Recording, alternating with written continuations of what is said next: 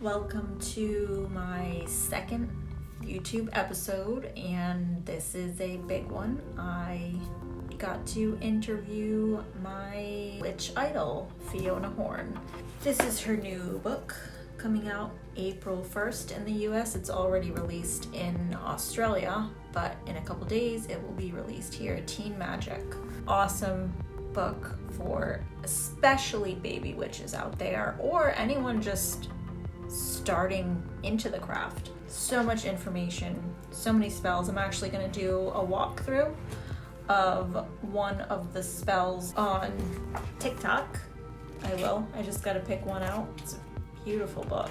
There's a witchy words glossary in the back, powerful presences, deities, crystals, magical meanings, colors, days of the week, celestial bodies, even herbs, all sorts of magical meanings and information on how to make your way through this magical journey. So definitely encourage you guys to pick this book up. This was actually the first book of hers that I had as a baby witch, A Magical Journey. You know, have just a few of her books, you know. No big deal. And her oracle deck, The Magic of You. Love this oracle deck as well.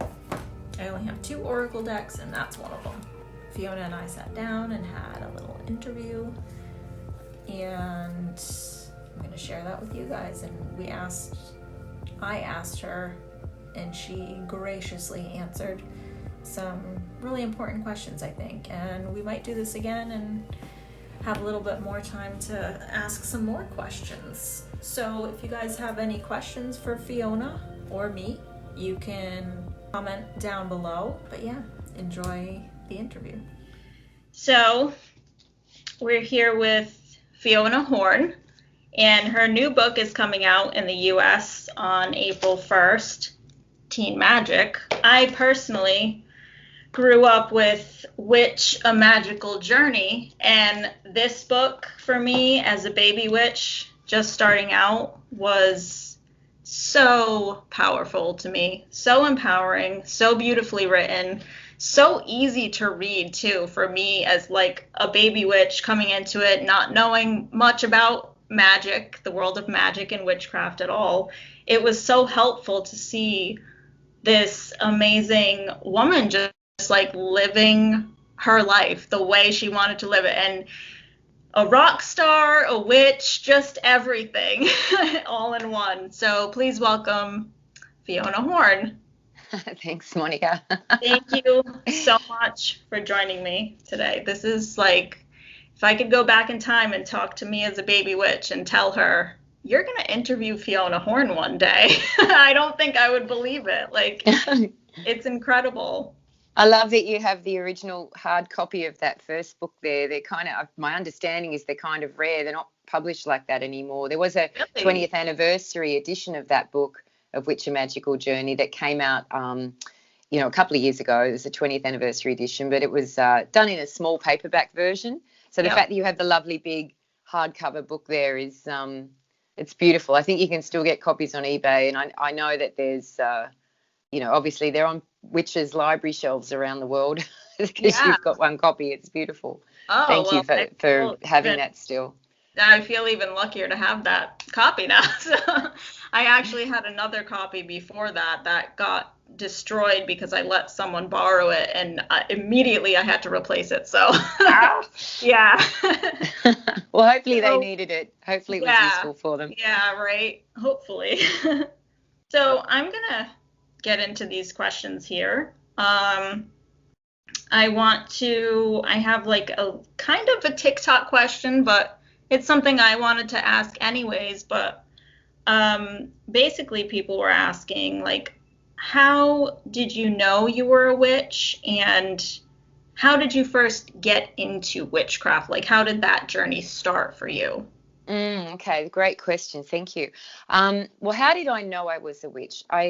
I think that I always knew I was a bit different. I'll just say I was a bit different to the other people around me. So friends at school weren't really friends as much as people I had to interact with. And that would even go so far back as like my mother telling me she had a fifth birthday party for me and couldn't find me anywhere, and I was in my wardrobe like reading a book, and I was 5. Like, you know, I was always a bit of I isolated quite a bit, and it made me different. But one thing I loved doing, and where I didn't feel isolated and I felt very loved and safe, was the Australian bush that I grew up in. Like, you know, I would just, back in those days, Mum would just say, go and play in the bush, kids, and come back when it's time for dinner. You could do things like that. And we were in a fairly remote area that I would wander out into the bush, and I felt I had this wonderful relationship with the trees, the birds, the animals, the elements of the earth, the stones, the moss, the feathers that fell from the birds, the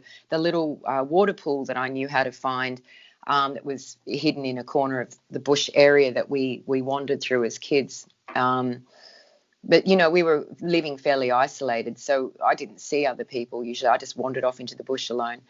And I really felt that I could, and I talk about this in the new book, in Teen Magick. It's like you have this deep reverence for nature and you actually feel like you're part of this really magical world. Whereas when I interacted with other humans, I kind of didn't feel comfort or safe. But when I was alone in nature, I felt very safe and very heard and very fulfilled. So, you know, as you kind of move on into your teens, and you sort of, that was, you know, I was very young living like that. And then, you know, I get into my teen years and I left home really young. I left home, I wasn't even 15. And I started to forge a different life for myself. And I started to explore, and I talk about this in the new book, you know, in Teen Magick. I started to explore ideas of alternative spirituality. I was brought up Catholic, and I was drawn to the ritual of the church and the you know, the ceremonies of the Catholic faith and this and that, but there was too much emphasis on sadness and pain and torture even. You know, you look at this naked guy hanging on a cross with blood streaming down him every Sunday. It was pretty intense for a young person, but I'm looking at it and I'm already feeling pretty isolated in the world, and I'm looking at that and just really not feeling that I can connect with anything that's been kind of indoctrinated into me. So the alternatives I had of looking into more goddess-oriented spiritual paths, this was in the 80s, the New Age movement was exploding. I was reading Louise Hay, and then I discovered Starhawk, Way of the Goddess, a writer called Ly Warren Clark who published Starhawk did The Spiral Dancer, Ly Warren Clark did The Way of the Goddess. And, you know, these books that I was finding in these secondhand bookstores in Australia were speaking to me of this spiritual path that recognised nature as sacred, that there was a divine principle of femininity, like a female could be sacred. And as a young girl growing up, and now in my teens, that really spoke to me. And that's where I started to see this word witch and realise that the word witch was not some satanic backlash knee-jerk reaction to Christianity. It was actually in reclaiming the word witch and recognising the sacred nature of a woman who can heal and help others, inspire awe and fear even in others. But what is that? Why is that a bad thing? Why do we have to describe that as a negative? And I started to look into the idea of the witch being an empowered, authentic human. And then, of course, it spread outside of the specific female aspect of it, and it became a person that lives a magical life and has a deep reverence for nature and casts spells, does ritual, and has an opportunity to experience something that we might have thought was supernatural and find out it's actually very natural, supernatural. So that is a kind of, I mean, all that stuff I talk about in the new book, I've talked about it in all my books. I mean, there's been 14 books published now over the last 20 or so years, the latest one being this Teen Magick book. And but that's how I knew, you know, going back to the TikTok question, I knew that I was a bit different. I knew that nature made sense to me. I felt that I could talk to the trees and the birds and they were making things happen. They would tell me what is happening. I was casting divination spells with leaves and flowers and petals and stones before I even knew what they were. And I think but as a young woman growing into adulthood, I started to find that it's the witch, you know, and that's how I knew. And it was a solitary path. Back then, you know, all those years ago, if you came out of the broom closet, so to speak, and said you're a witch, you were met with a lot of fear, suspicion, vilification, and especially within your own community, like, well, how do I know you're a real witch, and are you initiated into a coven? And there was all this emphasis on you've got to, to be a real witch, you've got to be initiated into a coven, for example. And I think now, one of the things in writing my books over all these years has been me and other people who've gone out there in the public eye, especially 20, 30 years ago when I was first out there.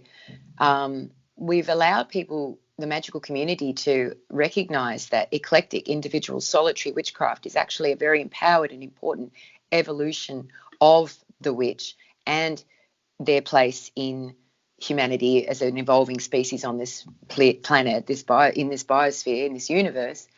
And I'll just wrap this little thing up by saying that I recently did a tour in Australia, physical in-person tour for the Teen Magic book. And it was extraordinary. One young woman who come to the event, she was probably about 15 or 16. She said to me, I get bored really easily. I don't have a long attention span. I'm worried that I can't do real witchcraft because I know I'm supposed to be able to do this on my own to be able to be a real witch.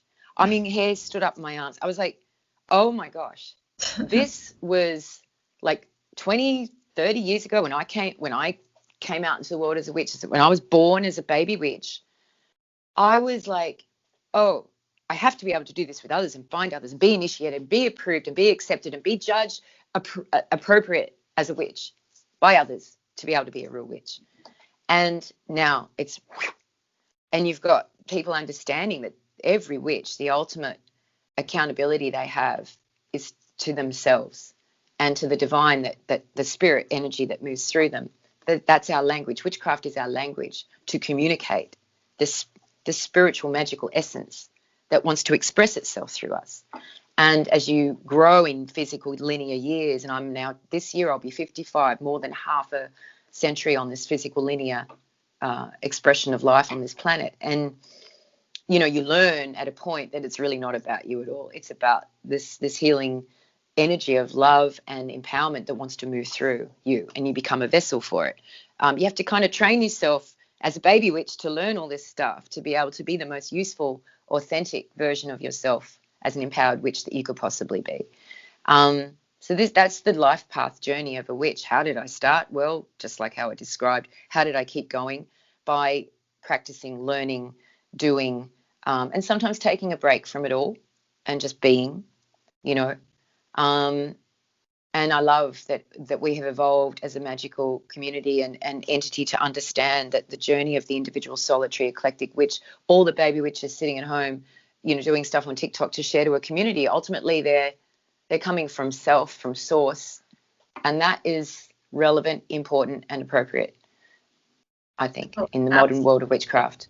Absolutely, and I totally resonate with you on that. And I read that in your books too, the way you were like in the bush alone and like just like connecting with nature, and that's how I knew I was a witch as well. So I always that really validated a lot for me, reading your books and seeing your story about how you, because it's such a strange question to answer, like how did you know you were a witch? But yeah, that if you really look back on it, it's just that simple connection to, and then that connection with the sacred aspects of nature expresses itself in our skills and craft. We work with herbs magically and medicinally, as not in an official I've gone to a school to learn about how to use herbs in healing, but I actually did. I thought if I know I'm a real witch, the first thing I did when I was 18 was I signed up for naturopathy college, natural medicine, and I did a diploma of herbalism, iridology, symptomatology diagnosis. I thought if I'm going to be a real witch, I've got to understand how this stuff works medicinally in a healing aspect as well as metaphysically, physical and metaphysical. I felt that was an accountability that I thought was appropriate, that I would understand more. And that first book you have of mine, Monica, all those 20 years ago, there's a whole chapter about cosmetic conjurings. What I was learning in naturopathy school, I started making my own face creams, toothpaste, like all this stuff that was about taking care of the physical form in a natural way. I was making that stuff because of what I was learning at college about herbs and essential, bark flower essences and all that kind of stuff. And I just loved how the correlation between, metaphysical and physical works so beautifully in the world of witchcraft. And as I continue on in life, I prefer to use natural healing modalities to keep my physical form in the best version of it that it can be, to be a useful tool of service in the world. And I think that even now, as crazy and stressed as life can be, and we live in these extraordinary, what was life BC before COVID, and now here we are. It's like the best way still that I connect to a sense of reverence in the world and safety and even hope in the face sometimes of absolute despair is I put down the smartphone, I step away from the laptop, whatever. I turn everything off and I just go outside and I put my feet in the dirt, or I'm lucky I can go down to the ocean. But for an urban, baby witch, is there a way that you can just move away from all that human created, stuff and just connect with the very raw, visceral thing, the 4 sacred elements, air, earth, fire, water? What can you do right now? Your 5th element being spirit, as we understand in our sacred pentagram, our star, those air, earth, fire, water, 5th spirit. How can spirit in the most pure and authentic way right now bond with these elements? And you might just go outside and lay down in your backyard and feel it, whatever. Or you might hold your pot plant that's on your balcony if you're an urban baby witch or witch, and just, hold the pot plant, connect with the energy, love it, feel it. Nature loves to be adored by the human, the spirit coming through. So even now in this ultra, ultra, ultra digital full-on age, I just still find the best way to feel like a real witch is to just get out in nature and even just for a few moments and plug it all back in and then, continue on. Yeah, you talk about that in, I think, a couple of your books, and really made me think about it because I'm too connected, I think, digitally, and I think a lot of us are these days. And actually, one of the questions that I wanted to ask was a little bit about that, and more so like once you spend a little bit more time on witch talk, we call it, you might start to notice these videos popping up. There's a lot of bullying going on. There's a lot of, witches pitted against each other. There's a lot of arguing who's doing their magic properly and practice what. And there's even people like hexing random other witches because they said something they didn't like or they didn't agree with on their own page. So I really wanted to ask you, because I was faced with a little bit of bullying myself, even just for kind of being myself on there.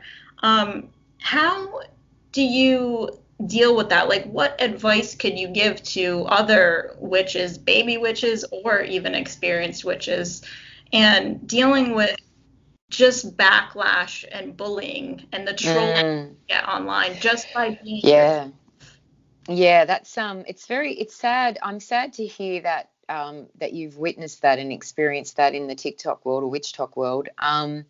There is a chapter in the new book that I call Magical Social Media, and it immediately addresses that. How do you deal with bullying? How do you deal with someone putting something, especially on your own feed, that is intrinsically rooted in a very toxic and, let's call it, sad, insecure expression of themselves? Because anyone who's bullying, hexing random witches because they don't like something they said is just, that is just the ultimate show of weakness, and I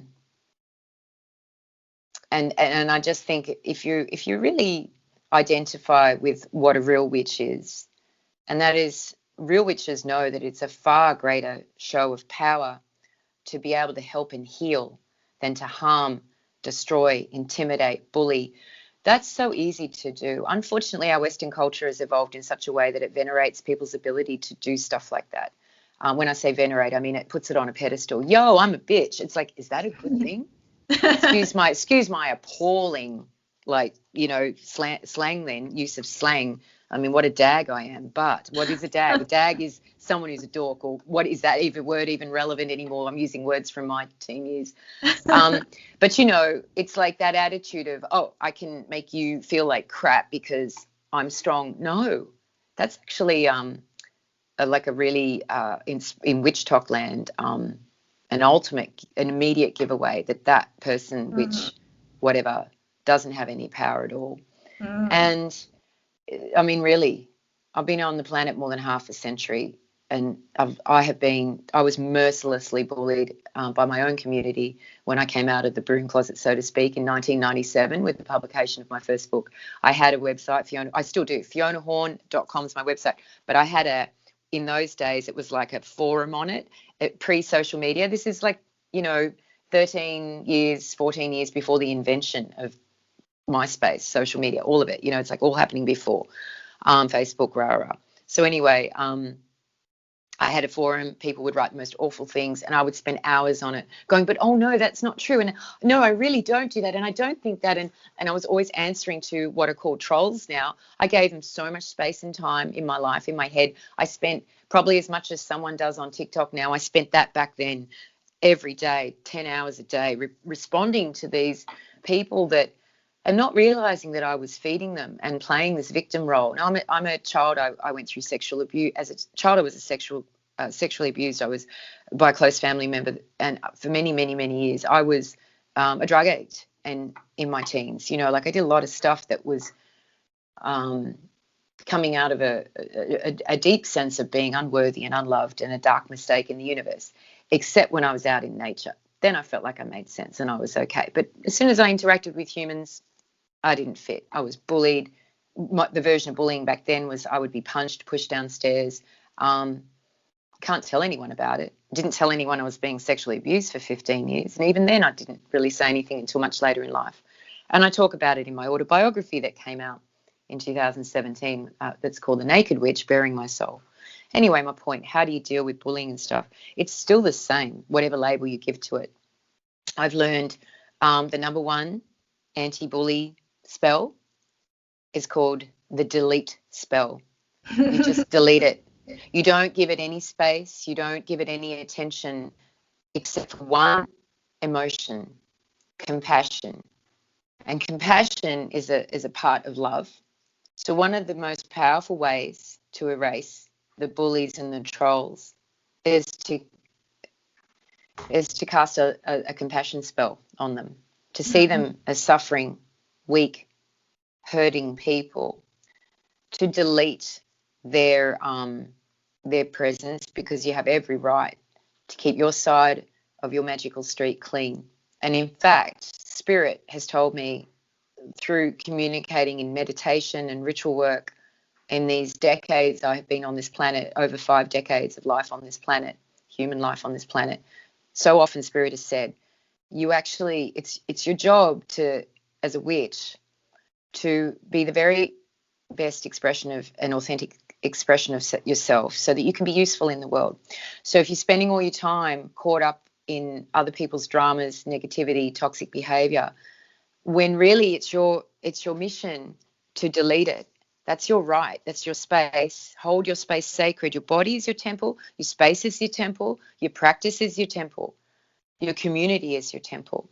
What I suggest in the Teen Magic book, in the new book, do the delete spell, which is just delete it, and then practice a random act of online kindness. And I offer that as, you mentioned witches people who are calling themselves witches, which I would even argue that point straight away.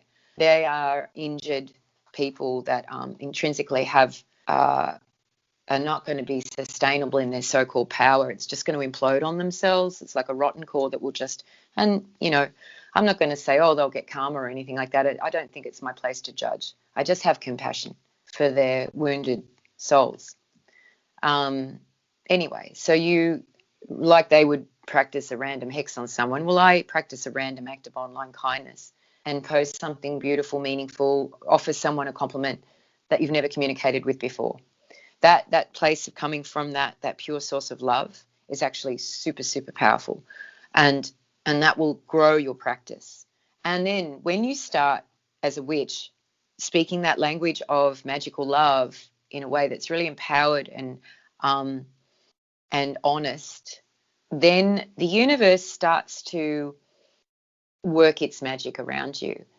And I talk about it in the Team Magic book. I talk about it in The Art of Witch, which is my manifesto that was published a couple of years ago, that I learned the secret to 100% success in casting spells and working ritual and living a magical life is to determine everything that you do as coming from a place of service and being useful. Remember, the original witches were the midwives, the healers, the herbalists. If I go into gender-specific stuff, the shamans, the this, the that. There's all these different English, Anglo-Saxon, whatever words to describe these people of these individuals of healing and service in their communities that worked within and between and beyond the realms.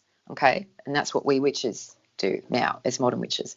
So if you understand that and you can channel that, then the universe starts to bring extraordinary opportunities and events and things to you, and you'll still have tough lessons in life. I'm actually more grateful for the really difficult, horrible, like soul-destroying, you could describe it, moments in my life that I survived, that I learned from, because they made me, I just learned so much more from the difficult experiences in life than the easy ones. And they give you a point of reference to really cherish and value and love the amazing good times, So what I will offer is that delete the trolls and bullies, have compassion and love, practice a random act of online kindness to heal the space, much like you'd plant a tree after driving a car and creating some fossil fuel. We'll go and plant a tree, like that same kind of thing. That sort of, and remember the importance of sacrifice in modern witchcraft. We sacrifice the thing that we consider we're most attached to in order to allow for the universe to work its magic through us and empower our craft. Sometimes people are really addicted to the very thing that they feel is the most destructive force in their life. Now, I'm a recovering alcoholic of 9 years. I'm in a program, I'm sober, 9 years. So the sacrifice of alcohol, which I got to a point where it defined my existence, was a massive sacrifice. And I did it spiritually and ritualistically in order to be a more useful presence in the world as a witch. And it works. I see that when I can make a sacrifice. So some people might be addicted to the interaction of trolling, bullying. Oh my God, the drama of the witch that hexed a random person, all this drama, bullying, BS, if you can sacrifice that in a way that allows you to be your best expression of magical self, to make a deal with the universe that you're doing this because you are aligned with the procreative, regenerative forces of nature, that which we venerate, and you respect the destructive forces in life. You understand that they're essential. There's always the shadow work and the light work. However, you're going to turn your face to the sun, let the shadows fall behind you, delete that shit, and move forward. Then those kinds of people, they kind of run out of power. You unplug them, so sacrifice your attachment to the drama and get on with your magic, and that's when you start to really understand what it is to be a real witch, as I've come to learn it anyway in the last 55 years of my physical human life. Oh, I love that. That was such a good answer. A long answer. I don't know if anyone's still watching because I didn't tend to waffle on, but that happens. I've written 14 books. I'm notorious for waffling on, but I hope that people are hearing extracts that could be useful for them. No, it's great. And this is why I wanted to ask you. I mean, you have so much experience, and there's a lot of people out there now with the way the internet is so accessible these days. Like everyone can be a witch. Everyone can have their own platform and put their point of view and their words out there. And then these baby witches come on and they're like, who do I listen to? I've had a lot of questions like, I don't know how to decipher who's real and who's not, And what you said, that's like the first red flag. If someone's getting on their platform and hexing others and putting kind of this like negativity out, that's how I know Yeah, the real witches know, and I wrote this in my very first book that you had in your hands, Monica. You know, like real witches know that it's a far greater show of power to heal and help than to hex and hurt. There you go. There's your motto. Put it on a t-shirt. You know, I seriously, that's what makes us real. And I offer that from, you know, yeah, decades of practice. Not a year, not a week, not a month, decades. I'm still here. I'm still doing this. And yes, I've published 14 books. I also, my job, I'm a commercial pilot. I fly airplanes. I found out they were a lot more comfortable than broomsticks and you can fit more people on them. So I work as a commercial pilot. I'm also a published author. I've also worked on television and in music. You know, I've done a lot of stuff in my life. And if people consider that, what is a magical life? Magic is the art of creating change. Change is the one constant in life. To evolve, to grow, I would like to offer that you don't actually have to grow older. You can grow in a you know, derogatory kind of way. You can grow better at living. And I'm still living a life that I think would equate with that, the concept of what a witch is, where a witch transforms, serves, grows, evolves. And I think also too, if you look at, like, I know that people would say I've noticed that a lot of people now will have a deity that they relate to and learn from and with. Mm-hmm. And look at the lives of the deities. Do they ever stay fixed and static? They're continually growing, evolving. And even if we look at the different myths and, you know, Persephone going to the underworld to be reborn in the springtime, like, you know, if we look at nature around us, does nature ever stay static? It is constantly, there are all these mini deaths, mini births, you know, like a bud will appear on a branch and it will grow to a flower and then it will decay and it will die and the seeds will fall from it and birth the next one. Our lives are a perpetual act of transformation. That's what, and I wrote that in The Art of Witch in my manifesto that, you know, as I said, came out a couple of years ago. It's like real witchcraft is the act of transformation, and it is always with the idea of regeneration and growth and, again, service and harmony. So that's how you can know a real witch. Is it someone living aligned with the very natural processes that are at the core of what we honor as sacred: air, earth, fire, water, spirit. It's all there. And if you don't know what to do, go outside and look, and nature will tell you. If you don't know what phase of the moon you're in, go and look. If it's cloudy, I guess you could Google it, but you might just feel it. You might just feel it if you give yourself a chance to just have a moment to just. And that's why I really love being sober. 9 years of it. You know, I used to think that, you know, drinking and drugging was a way to kind of reach these altered states. And I have a lot of respect for people that learn through plant medicine work and this and that. I've just found over the years that practice is not sustainable and the physical form just doesn't handle it. So in a sustainable way. So I use yoga, meditation, ritual work, some kinds of sensory deprivation like float tanks, things like that, or just sitting on a beach with the Milky Way above my head, being in that dark, beautiful, infinite moment. And I have these shifts of consciousness where messages and spirit comes through and tells me things. And that's how I read cards. Like I've been reading tarot and I have my own oracle deck now, like just that I created a couple of years ago as well. It's all to sort of allow that spirit to talk through you, to realize that the planes of existence are multiple and sometimes parallel and sometimes crossover. And I actually have learned that drugs and alcohol to try and get to that place it's not sustainable. You could do it for a while and it'll work and be pretty radical for a while, but it's not sustainable.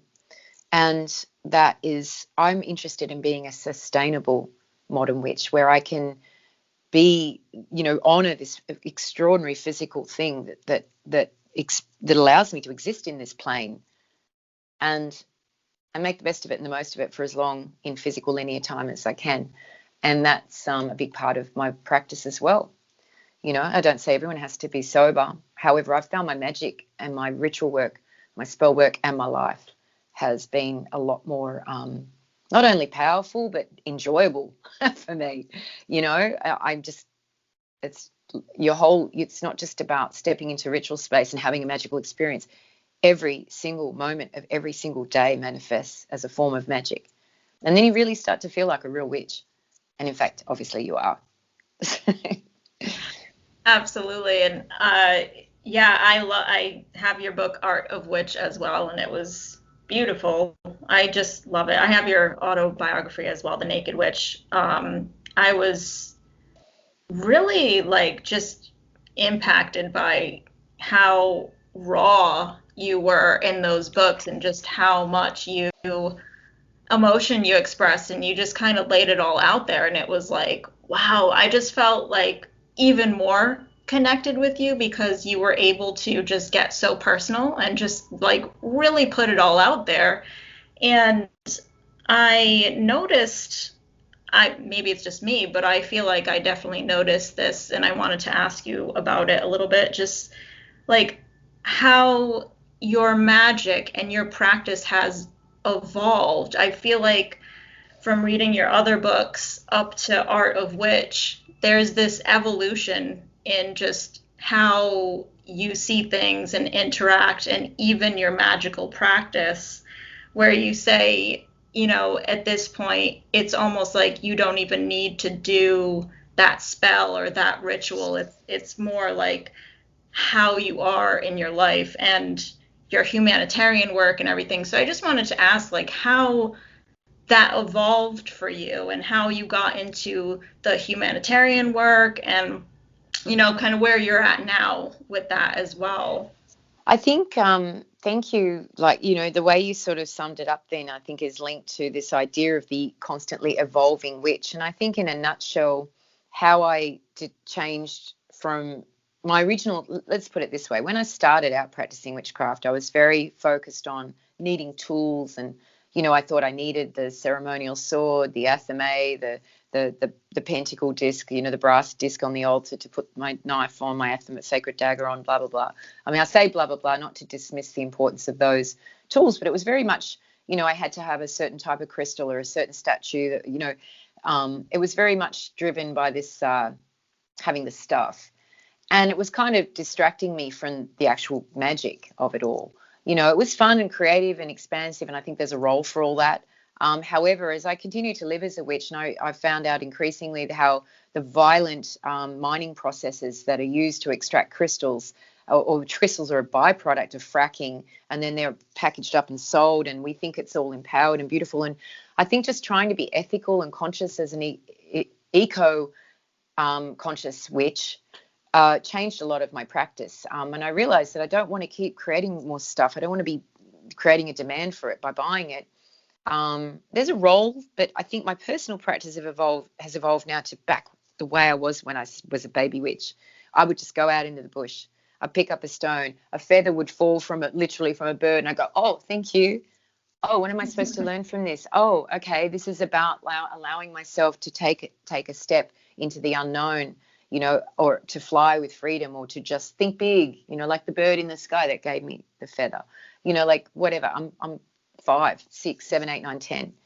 I've kind of come full circle. I find my magic now works where I don't go and buy a crystal. If I'm walking along and I stub my toe and I pick it up and it's a piece of quartz, and I've got it all over there on my altar, pieces of sea glass, quartz shells, like, it's driftwood. I'm just noticing dried leaves. I mean, I've kind of gone to this place now where my altar is a natural kind of eco altar, and it changes a lot because I put a lot of stuff back. I do random acts of ritual in nature, with trying not to destruct or disperse the natural flows of nature. For example, I don't stone stack. That has become I don't know if you know about that, but stone stacking has become quite destructive.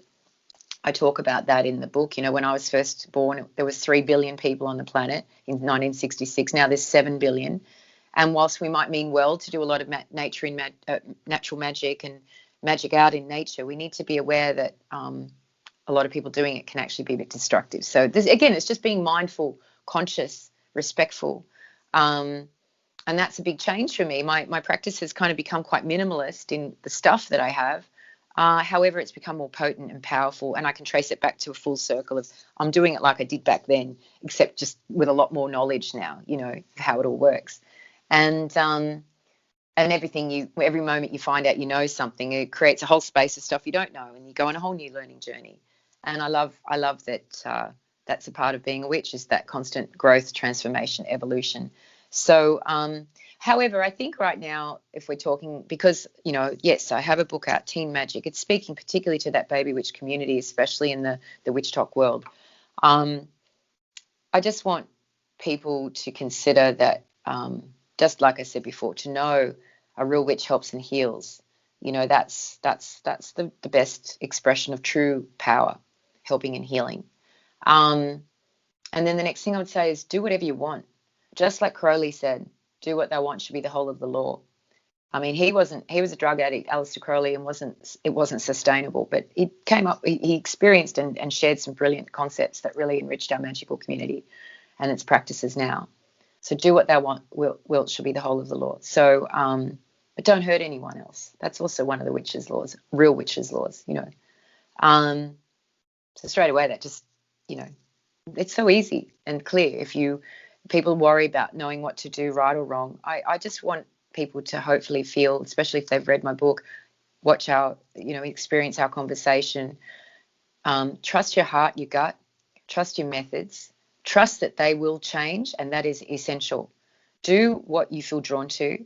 Keep your own side of your magical world clean as you can, because deep down, if you are an authentic magical person, you'll know that just by taking those moments in quiet reflection, especially if you go and do it outside under a full moon, that will definitely help, or a waxing moon if you're trying to learn something, or a waning moon if you're trying to let go of something, trust, but it's you. It's your fifth element, spirit, in our sacred star. Air, earth, fire, water, you are spirit. Trust your spirit, trust your heart, let it come through. And if you don't know what to do, guess what? Don't do anything. Wait, guidance will come. That's the part of witchcraft too. The shadow work is where we sometimes just have to be. And know that it's not all about our ego and what I think, me, I. The biggest lesson I've learned as a witch is that the very ego I felt was essential to set parameters, boundaries, and forge the sense of who Fiona Horne was, ultimately became the devil. It was the thing that, whilst it seemed to grow me to a point, it started to destroy me. So I talk about, and that was my addictions, my alcoholism, my drug stuff, all of that stuff, toxic relationships, this and that. So the ego, I had to learn to just unplug it and let spirit come through. But when you're starting out in life, in the physical linear sense, trust your gut, trust your heart, do what you love that's creative. Modern witches know that our magic is enhanced and, in fact, can be sustainable really only by being environmentally aware, conscious, and honouring and supporting and healing our Mother Earth and all of her creatures and inhabitants. And that includes the wounded ones that are doing stupid crap like hexing people on witch talk. I mean, what? Oh, my gosh. If you believe it. I guess you could watch it like a Hollywood fantasy film or something. It's like a horror film. That's interesting. But don't get attached to it. Anyway, I know, Monica, we've been talking a long time, and I know, again, I hope I've sort of hit some points for you that meet your questions today. We could always chat again. Oh, yeah, that would be awesome. If you'd like. Definitely. I would enjoy chatting again. Yeah, that would be great. This was awesome, though. I mean, I definitely got the good, important questions in, I think. And I wanted to just touch on these subjects that, I've been hearing from a lot of people, and I've been getting some of these questions too. And I'm like, well, who better to ask than Fiona? I mean, she taught me my, magical upbringing, my beginning pretty much. So why not? Because I have my own ideas and thoughts and my own journey, but you kind of want to get like different perspectives and everything. But well, I think, yeah, there's something to consider, and I talk about in the Teen Magic book, the role of the elder, the one who, I guess I am that, it is what it is. Even if you look at linear time, 55 years on the planet, you look at 14 books and, immeasurable hours of service and interacting and talking and, coming out of the broom closet all those years ago when it was not so easy, there was no social media and you were hit with so much judgment. I never get asked if I'm a Satanist anymore. Thank all the celestial beings for that. finally that worked, you know. And I talked to other witches who are out, like Phyllis Curot and that, all of us who were out all those years ago, and we finally, at least that doesn't get asked anymore. And I also don't get asked if I'm a good witch or a bad witch. But maybe I've just created thank goodness, but maybe I've just created a parallel universe that I exist in, because I do that delete spell, and I just don't give that energy any space. And the universe accordingly aligns itself around me to manifest in such a way that I never experience it, you know. And guess what? If I did, delete. Anyway, my point. I think that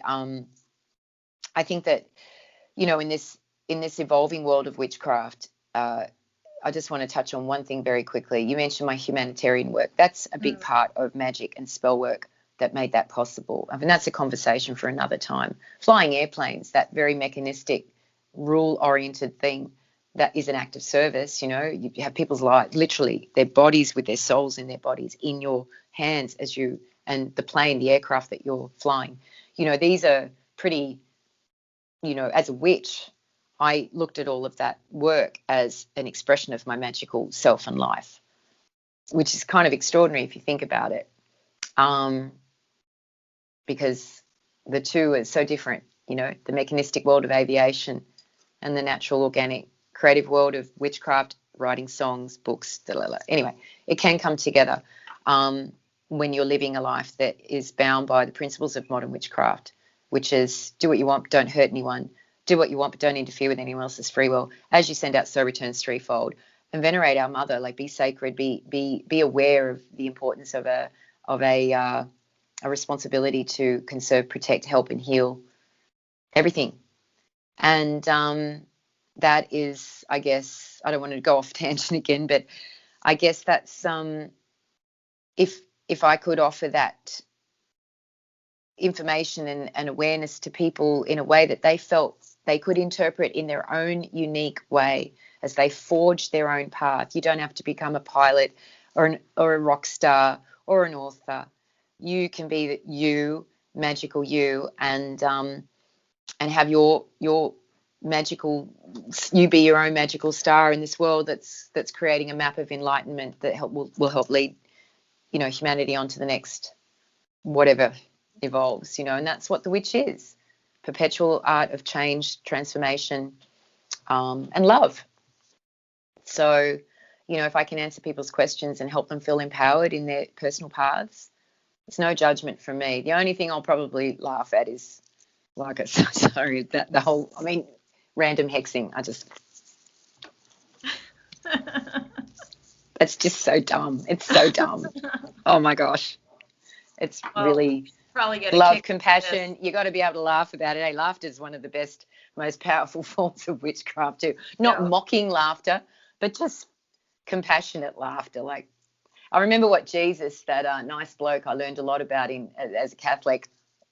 Maybe not, but I remember what he said on the cross. Forgive them, Lord, they know not what they do. And I sometimes think about that. I think if Jesus was around now, he'd be a witch for sure. I wrote that in my very first book. I mean it more than ever now.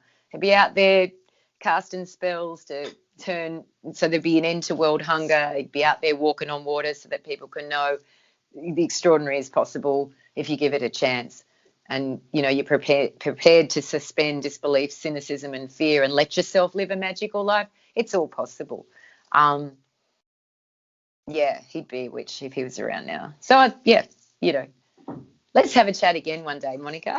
Okay, yeah, I would love to, because I'm thinking of like even more questions. Like, I just want to like pick your brain now and just, yeah, definitely. I don't know if I got that from your first book, but I remember saying my whole life Jesus was a witch, you know, and that'll surely piss some people off, but I mean, it's pretty clear if you know what witchcraft is and what a witch is, and that it's not evil, it's not from the devil or hell, it is what Jesus taught. So, and I grew up Catholic as well, so thinking that way really helped me to see, you know, Jesus and all those other, you know, Catholic deities, if you will, like a different light and a more positive light, and just be more very much so accepting of, you know, other people's religions and everything, especially Catholicism that I grew up with and had such a disdain for a long time because of how it was taught to me, and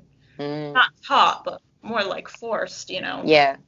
as they do. But yeah, so saying like, oh, Jesus was a witch and he had magical powers. That just, yeah, I love that. So I probably got I love from that your you book. resonate with that too. No, I love the way you described it then. I love that, we both can talk about having a restrictive Catholic upbringing, yet that very, like I said earlier in our chat today, the difficult experiences in life are the ones I'm most grateful for. Our restrictive Catholic upbringing allowed us to get to a point where we could evolve as witches, because you and I are witches. That's what it is.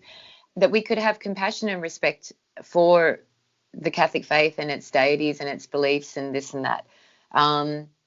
That is where I think, it's again a sign of real witches. Real witches can be humble is probably the word, and that in of itself is a powerful state of being, to be prepared to respect, contemplate, and learn from and with others.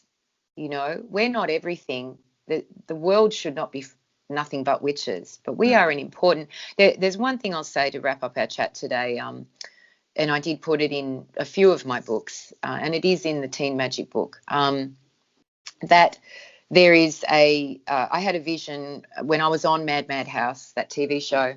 I was the witch on Mad House, and I was meditating in the yard. I had my snake wrapped around my wrist, my familiar, and I had a vision, and a hawk flew down in front of me. A hawk flew and stopped on the stone fence in front of me, and I was sitting alone in the garden there at the gardens of the Mad House, and the hawk said, "Fiona, look at all the trees in the garden."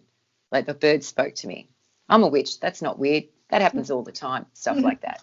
It communicated to me in a language I could understand. And said, look at all the trees in the garden. And I looked around. There was a willow tree, an oak tree, a jacaranda tree. There were many different trees in this big garden of the grounds of the Mad House from the TV show. And I looked at them all, and the hawk said, do you recognize that they're all different, but they're all trees? They're the same. They are. And I looked around and went, yes, I understand. They're all different. They're all the same. And then the hawk said, do you understand that the tree's survival depends on the diversity of its expression? And of course, I thought, yes, of course. Nature lives through diversity, not through static similarity. It's constantly diversifying, and that's life. That's the process of life. Change, magic, it is what it is. So I said, I understand it. The tree's survival depends on its diversity. And then the hawk said, so it is with my love. And then I realized I was talking to God. God, the Christian interpretation, was what was communicating to me. That language of that Christian God that sat on a throne in the sky when I was, growing up thinking, is that real? I'm being told there's a God in the sky sitting on a throne looking at me right now and judging me and not happy with me. But this God is talking to me now through this hawk all these years later when I'm a witch on Mad House. And the hawk said, so it is, survival depends on the diversity. So it is with my love. My survival depends on the diversity of my love. So every spiritual path, religion, is an instrument. And when those instruments are played together, they become a symphony of the soul. And that is my voice, the voice of God. So in that moment, I understood as a witch that I must play my instrument, because my instrument is an essential part of the symphony of the soul that is the voice of God. God, the most restrictive, interpretation of divine energy, being the Christian Catholic God, is telling me that his gender specific, plural intended, that his survival depends on the diversity. And it was like, that helped me just understand that that witches, we're not ever going to be, whatever population of this planet ends up being. I don't know, all the changes in the world, but we'll never be everything. But we are meant to be something, and that's a beautiful. I just love that I have finally just really let myself accept that I'm a witch. If you're asking the question, am I a real witch? You probably are one. So, and, you know, I've had these experiences where I'm literally told by divine presence that, yeah, witches are important. Play your instrument. Do the best you can. Get good at playing it. And then make beautiful music for everyone else. So anyway, on that note, I should probably let you go, Monica, because as we talk, you're over there in the evening on the east coast of America. I'm in the morning here in the west coast of Australia, and I have to take my partner's mum out for morning tea, and we're going walking through a beautiful underground cave here to explore together and then having morning tea.